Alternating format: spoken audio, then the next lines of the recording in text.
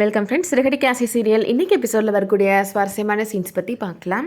ரோகிணி அம்மாட்ட மீனாவோட நம்பரையும் முத்து நம்பரையும் கொடுக்குறாங்க. ஏதாவது ஒன்றுனா இந்த நம்பருக்கு கால் பண்ணுங்கம்மா அப்படின்னு சொல்கிறாங்க. கிருஷ்ணையுமே சொல்கிறாங்க, இந்த நம்பரை உன்னோட நோட் புக் பின்னாடி எழுதி வச்சுக்கோ கிருஷ், அடிக்கடி எனக்கு ஃபோன் பண்ணி பேசு அப்படின்னு சொல்கிறாங்க. மீனா ரோகிணியோட அம்மாட்ட சொல்கிறாங்க, நீங்கள் தனியாக கிராமத்துலேருந்து ஏமா கஷ்டப்படுறீங்க, உங்கள் பொண்ணு கூடவே போயிடலாம்ல அப்படின்னு கேட்குறாங்க. உங்கள் பொண்ணோட நம்பர் கொடுங்க, நான் வேணால் ஃபோன் பண்ணி பேசட்டுமா அப்படின்னு கேட்குறாங்க. ரோகிணி அம்மா சொல்கிறாங்க, அவள் வெளிநாட்டுக்கு போயிட்டாலம்மா, நம்பர்லாம் மாற்றிட்டா, அவளே ஃபோன் பண்ணுறப்ப வேணால் நம்பர் நான் உனக்கு கொடுக்குறேம்மா, எனக்கு இப்போ நம்பர் தெரியாதுமா அப்படின்னு சொல்கிறாங்க. ரோகிணி ஃப்ரெண்டு ரோகிணிகிட்ட சொல்கிறாங்க, நீ எப்படி சரளமாக பொய் பேசுகிறேன்னு எனக்கு இப்போ தானே புரியுது, உங்கள் அம்மா எப்படி பொய் பேசுகிறாங்க அப்படின்னு சொல்கிறாங்க. தீபாவளி லீவுக்கெலாம் கிறிஷை கூப்பிட்டுட்டு எங்கள் வீட்டுக்கு வாங்கம்மா, அவன் தனியாக தானே இருக்கிறாங்க, நான் பார்த்துக்கிறேன் கிறிஷை அப்படின்னு சொல்கிறாங்க மீனா. இவ ஒருத்தி போதுண்டே உன்னை மாட்டி விடுறதுக்கு அப்படின்னு ரோகிணியோட ஃப்ரெண்டு ரோகிணிகிட்ட சொல்லிட்டு இருக்கிறாங்க. டைம் ஆச்சுப்பா, நம்ம கிளம்பலாமா அப்படின்னு ரோகிணியோட அம்மா முத்துட்ட கேட்குறாங்க.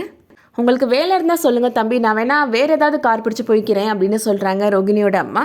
உங்களை இப்படி பாதியிலலாம் விட்டுட்டு போக மாட்டேம்மா, வாங்க போகலாம் அப்படின்னு கூப்பிட்டு போகிறாரு முத்து.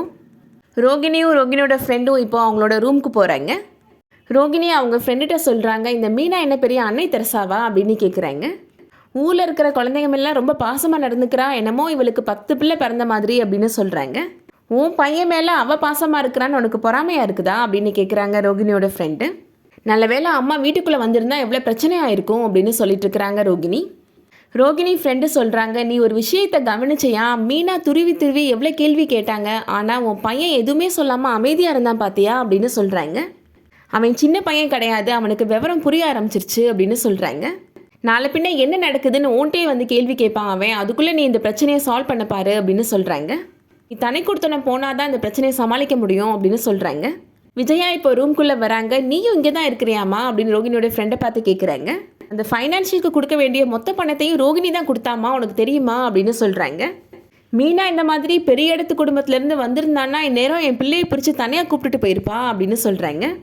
ரோகிணி ஃப்ரெண்டு சொல்கிறாங்க, நானும் அதை பற்றி தான் என்கிட்ட சொல்லிட்டு இருந்தேன், உனக்கு நல்ல ஜாயின்ட் ஃபேமிலி கிடச்சிருக்கு அப்படின்னு சொன்னேன் அப்படின்னு சொல்கிறாங்க.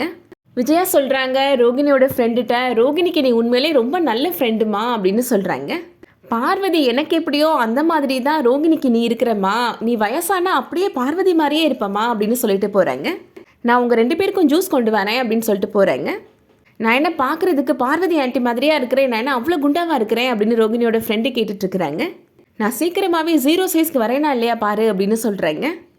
இதுக்கிடையில் ஸ்ருதி ரவியை காமிக்கிறாங்க. ரெஸ்டாரண்ட் க்ளோஸ் பண்ணுற டைம் ஆயிடுச்சு, நீ கிளம்பு ஸ்ருதி அப்படின்னு சொல்லிட்டு இருக்கிறாரு ரவி. அப்போ நான் கிளம்பி உங்கள் வீட்டுக்கு போகிறேன் அப்படின்னு சொல்கிறாங்க ஸ்ருதி.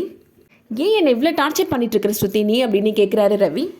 நான் பேசுகிறது உனக்கு டார்ச்சராக இருக்குதா இப்போலாம் அப்படின்னு கேட்குறாங்க ஸ்ருதி. நம்ம 2 பேரும் சீக்கிரமாக கல்யாணம் பண்ணிக்கணும் அப்படின்னு சொல்கிறாங்க ஸ்ருதி. உனக்கு நான் ஒரு நாள் டைம் கொடுக்குறேன், அதுக்குள்ளே உன்னோட முடிவை சொல்லணும், இல்லை அப்படின்னா நான் எடுக்கிற முடிவை நினச்சி நீ ரொம்ப வருத்தப்படுவ ரவி அப்படின்னு சொல்லிட்டு போகிறாங்க. ரவியுமே நைட்டு தூங்காமல் இதை பற்றி யோசிச்சுட்ருக்கிறாரு. நம்ம அப்பாவை அவமானப்படுத்தின வாசுதேவனோட பொண்ணை நீ கல்யாணமே பண்ணிக்கக்கூடாது அப்படின்னு முத்து சொன்னதை பற்றி நினச்சி பார்க்குறாரு. ஸ்ருதி இப்போது ஃபோன் பண்ணிகிட்டே இருக்கிறாங்க, ஆனால் ஃபோன் அட்டன் பண்ணவே மாட்டேன்றாரு ரவி. ஸ்ருதி வாய்ஸ் மெசேஜ் சென்ட் பண்ணுறாங்க. என்னை அப்படியே கட் பண்ணி விட்டலான்னு நினச்சிட்ருக்கிறியா, லவ்வை சொன்னப்போ இருந்த தைரியம் கல்யாணம் பண்ணுறதுக்கே உனக்கு வரல, ஏன் என்ன அவ்வளோ பெரிய கோலையா அப்படின்னு மெசேஜ் பண்ணுறாங்க. ஃபோன் அட்டன் பண்ணு ரவி அப்படின்னு சொல்கிறாங்க. இருந்தாலுமே அவர் ஃபோன் அட்டன் பண்ணவே மாட்டேன்றாரு. அடுத்ததாக மறுநாள் காலையில் நடக்கிறத காமிக்கிறாங்க. ஸ்ருதி மறுபடியும் ரவிக்கு வாய்ஸ் மெசேஜ் சென்ட் பண்ணுறாங்க. நான் இப்போ போகிற லொக்கேஷனை உனக்கு ஷேர் பண்ணுறேன் ரவி, நீ கண்டிப்பாக என்னை அங்கே வந்து மீட் பண்ணணும் அப்படின்னு சென்ட் பண்ணுறாங்க. இதுக்கிடையில் ஸ்ருதிக்கு பார்த்த மாப்பிள்ளை பிஜு இப்போது ஸ்ருதியோட வீட்டுக்கு வராரு. ஸ்ருதி அப்பாட்ட சொல்கிறாரு, உங்களுக்கு சாங் கேட்குறதுனா ரொம்ப பிடிக்கும்னு அப்பா சொன்னார், அதனால தான் நான் உங்களுக்கு ஒரு கிஃப்ட் கொண்டு வந்திருக்கிறேன் அப்படின்னு சொல்கிறாரு. ஹெட்ஃபோன் எதுவும் வாங்கிட்டு வந்திருக்கிறீங்களா அப்படின்னு ஸ்ருதி அப்பா கேட்குறாரு. இல்லை அங்கிள், நான் உங்களுக்கு ஒரு மொபைல் ஃபோனே வாங்கிட்டு வந்துட்டேன் அப்படின்னு சொல்கிறாரு பிஜு. சாங் கேட்குறதுக்கு மட்டும் இந்த ஃபோனை யூஸ் பண்ணிக்கோங்க அப்படின்னு சொல்கிறாரு. ஸ்ருதி அம்மாட்ட சொல்கிறாரு, நீங்கள் லாஸ்ட் டைம் வீட்டுக்கு வந்தப்பயே பார்த்தேன், உங்கள் ஃபேஸ் ரொம்ப டல்லாக இருந்துச்சு ஆண்டி அப்படின்னு சொல்கிறாரு. நான் உங்களுக்காக ஃபாரின் மேக்கப் கிட் கொண்டு வந்திருக்கிறேன் அப்படின்னு சொல்லி கொடுக்குறாரு. ஸ்ருதியுமே இப்போது ரெடி ஆகிட்டு வந்துடுறாங்க. மாடர்ன் ட்ரெஸ்ஸில் நீ ரொம்ப ஒல்லியாக இருக்கிற, ரொம்ப ப்ரிட்டியாக இருக்கிற அப்படின்னு சொல்கிறாரு பிஜு. பார்க்குறதுக்கு நான் எப்படி இருக்கிறேன் அப்படின்னு கேட்குறாரு. கிங்காங் படத்தில் வர அப்படின்னு சொல்லிட்டு இருக்கிறாங்க ஸ்ருதி அம்மா சொல்கிறாங்க, அது ஒன்றும் இல்லை மாப்பிள்ள, ஹாலிவுட் ஹீரோ மாதிரி இருக்கிறீங்கன்னு அவள் சொல்கிறா அப்படின்னு சொல்லி சமாளிக்கிறாங்க. சரி டைம் ஆகிடுச்சு, நாங்கள் கிளம்புறோம் அப்படின்னு சொல்லிட்டு ஸ்ருதியை கூப்பிட்டுட்டு இப்போ பிஜு கிளம்பி போகிறாரு. 2 பேரும் ஷாப்பிங் பண்ணுறதுக்காக ஒரு கடைக்கு போகிறாங்க. நீ எப்போதுமே இங்கே தான் வருவேன்னு ஆன்ட்டி சொன்னாங்க, அதனால தான் உன்னை நான் இங்கே கூப்பிட்டுட்டு வந்தேன் அப்படின்னு பிஜு சொல்கிறாரு.